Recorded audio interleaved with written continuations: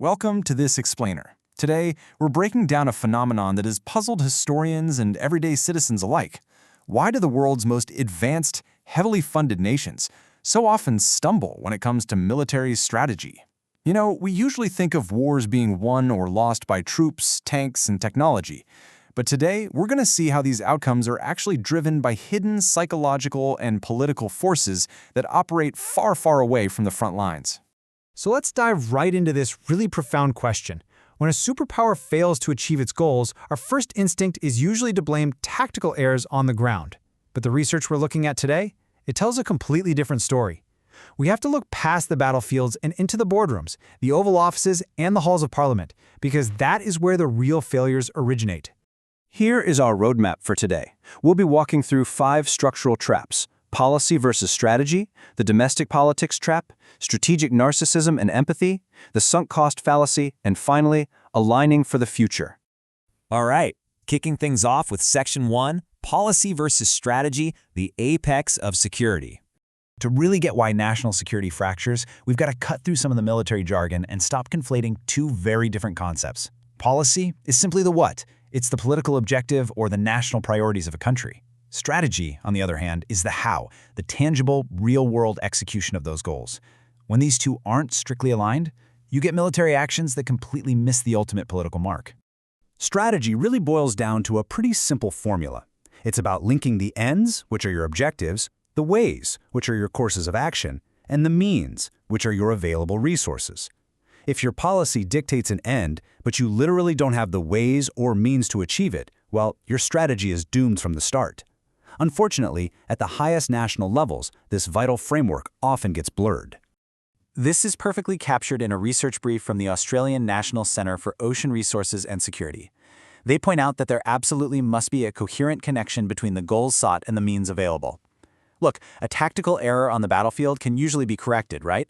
But a fatal misalignment between policy and strategy, that can lose an entire war. If the political goal is vague, the military strategy will inevitably be inefficient. Moving right along to Section 2, the domestic politics trap, elections versus strategy. Here's the thing.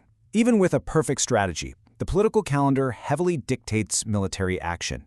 Back in 1972, while talking to Henry Kissinger about the conflict in Vietnam, President Richard Nixon highlighted a blunt reality. He said, "We also have to realize that winning an election is terribly important. Elected leaders are constantly having to balance the national interest with their own political survival." Now, we aren't taking partisan sides here. This is simply the reality of how democracies function. Because everyday citizens bear the human and financial costs of war, democratic leaders face a structural reality. They simply cannot ignore the electoral costs of military deployments. The ballot you cast directly impacts how long a war lasts, how it's funded, and when those troops come home. To put this in perspective, let's map a massive military decision directly onto a political timeline. In the spring of 2006, Iraq was descending into civil war. But by June, only 6% of Americans actually favored a troop increase.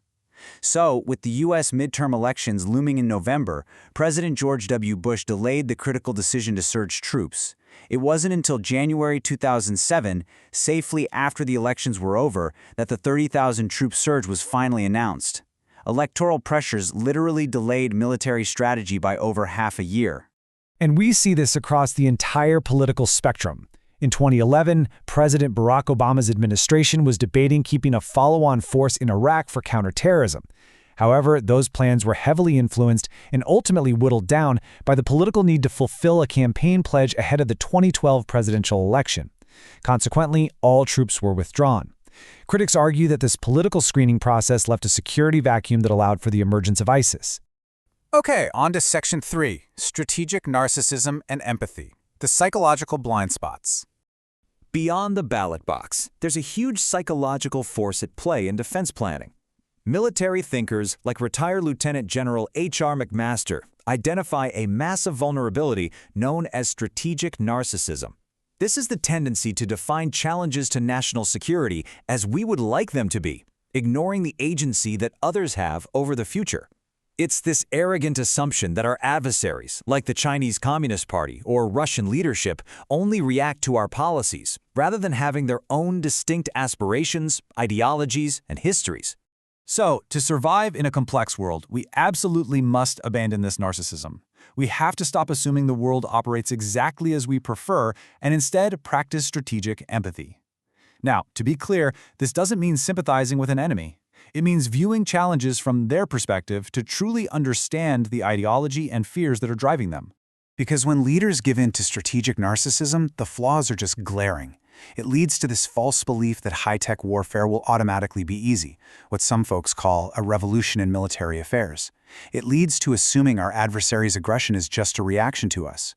Or it leads to the incredibly dangerous assumption that simply withdrawing our troops from places like Afghanistan will automatically end the conflict, completely ignoring the fact that terrorist organizations have their own enduring agendas, regardless of whether we're present or not. Which brings us to Section 4, the sunk cost fallacy, or the trap of past sacrifices. Now, you might have heard of this from economics.